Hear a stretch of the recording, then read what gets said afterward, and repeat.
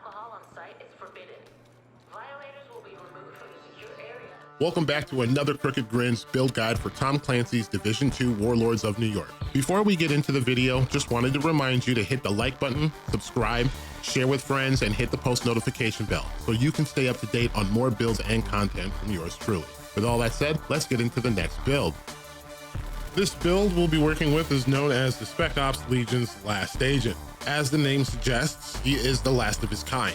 However, he's willing to work with many different groups and clans by providing help with all the little things most operatives wouldn't consider. Not entirely memorable to those who received his help, though he remembers the hard work getting allies to meet their goals. Definitely an asset worth remembering.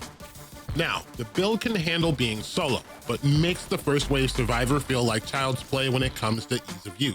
There's a lot of little things to do to stay alive and come out victorious. If you're looking for a sincere challenge, this is your build. If you can't handle managing your resources, keeping up with enemy awareness, maintaining advantageous positions, and staying on point with your aim, stay far away from this build. You will wipe without question.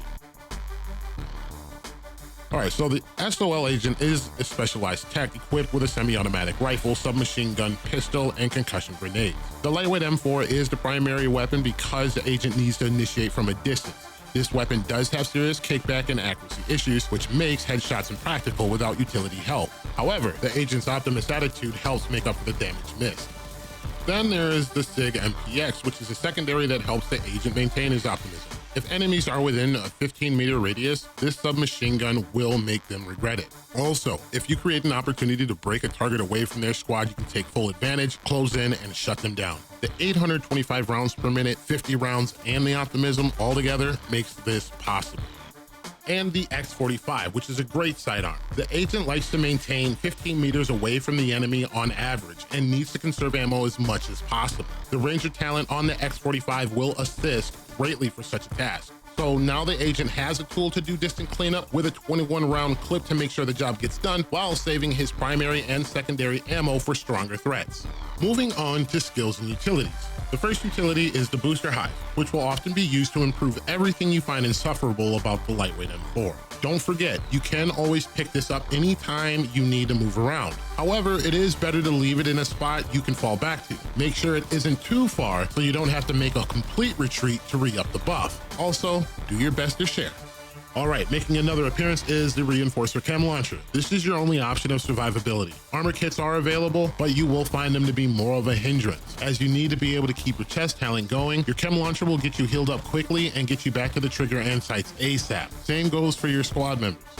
All right, moving on to gear and brands. The SOL agent's gear consists of Sokolov Concern, also known as the SOCCON brand, Walker and Harris brand, Grupo Sombra brand, Elf Summit Armaments, also known as the ASA brand, Czech Pro brand, and OVA Fox's Prayer knee pads. All weapons and equipment combined, you should have 48 to 50% critical hit chance and a minimum of 150% critical hit damage. Do disregard the specialist's weapon. You will also be sitting at skill tier 2 with 60% increased repair skills. As far as gear talents go, first up will be the backpack talent, Vigilant. This talent is necessary to get as much damage in as you can during the initiation of the fight. So catching your enemy off guard is a great way to take advantage of that 25% weapon buff before you take any damage. Because if you do take damage, you lose that buff for 4 seconds. And then next up is the chest piece talent, Obliterate, which is another weapon damage buff up to 25%. So do make sure you hit at least 45 to 50% critical hit chance, because critical hits increase the total weapon damage by 1% for 5 seconds, stacking up to 25 times. The Booster Hive will help with reloading, so you can keep the buff going.